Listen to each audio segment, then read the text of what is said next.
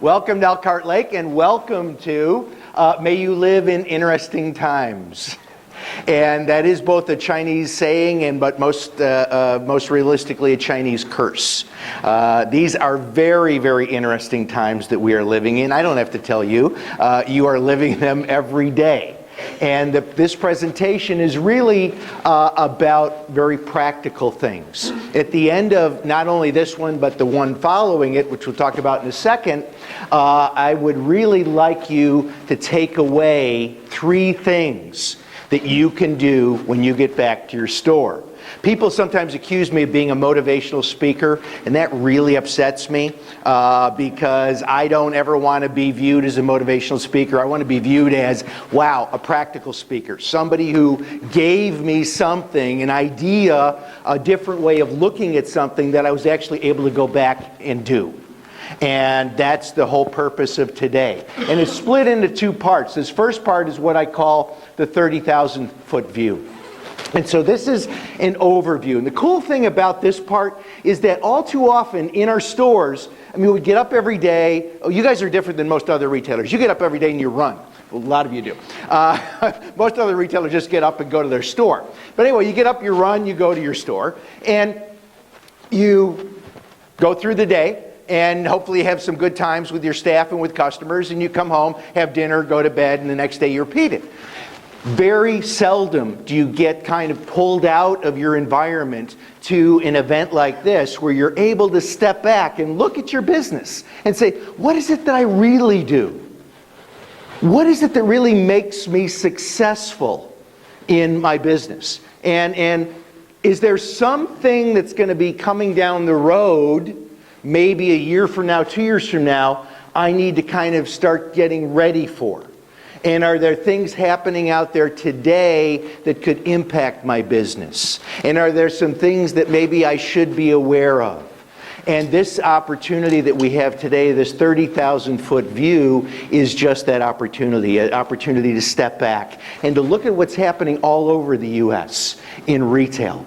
Because we share this space with a whole bunch of other folks. And there's this whole concept. I'm really not going to be talking about it today, but it is a concept that more and more people are understanding, and that is, we used to talk about share of market, and we used to talk about share of heart. And more we're learning today that another share, which is share of wallet, is extremely important. And particularly today, the customer is often pulling out their wallet and saying, oh gee, I got to fill up my tank. I got to fill up my car. I have to do this. I have to do that. We have more competition for our customers' dollars than we ever had before. And we share, again, that competition with other retailers and other realities that we're facing today. So it's a very, very different world that we're looking at. And then part 2, after this session, highly, highly tactical. Almost going back to what I call Retail 101. Very, very practical, tactical things that you should be doing as soon as you get back to really radically and dramatically change your business. When you walk in the Abercrombie store, what you are buying are the posters. The kids walk in and they see those posters and they say, I want to be that kid. That's, I want my life like that. Their life will never be like that, but for $50 they can buy the hope. That is again, it's about experience. It's about experience. And what we call short-term hedonism is replacing long-term. Customers want it now. They don't want to wait. They don't want to invest in things. And are they less loyal?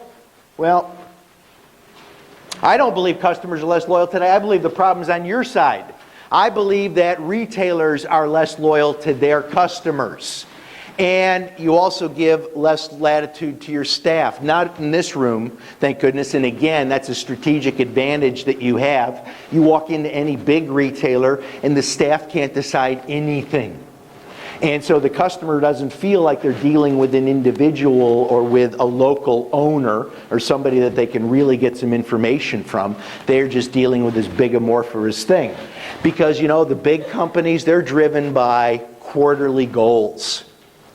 This is, again, where you've got a tremendous advantage. You can plan for the long term. You can plan a year, 2, 3 years down the road.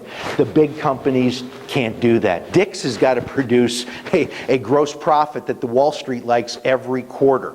As a matter of fact, every month they're calling up and asking, what are your sales like? Real tough. So you're making short-term, really stupid decisions. And they value speed of decisions and execution over accuracy.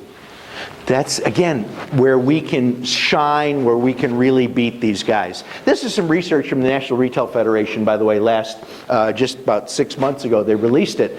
And they asked customers, what drives you crazy about retailers? That was the exact question. What drives you crazy about retailers? And if you look at the big 6 here, employees don't know or don't care, they're understaffed, bad customer service, rude employees, staff or no help, and can't find help. Those are the 6 biggest irritants to consumers. And you know something? Price wasn't even on there. Actually, it was down here. It was down at expensive as 1%.